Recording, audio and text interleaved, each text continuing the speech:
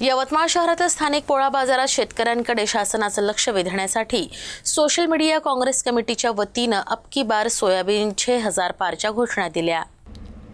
यवतमाळ शहरातील खुल्या बाजारात सोयाबीनचे दर 3800 रुपयापर्यंत घसरले आहेत। भविष्यात हे दर आणखी खाली जाण्याची शक्यता आहे, त्यामुळे शेतकऱ्यांचे नुकसान होणार आहे।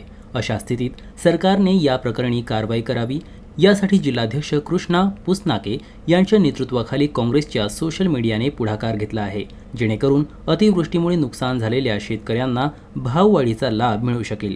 यवतमाळ शहरातील स्थानिक पोळा बाजारात अब की बार सोयाबीन 6000 पार अशी टॅगलाईन असलेले बॅनर लावून आणि शासनाकडून भाव वाढवण्याची मागणी करत शहरात निदर्शने करण्यात आली।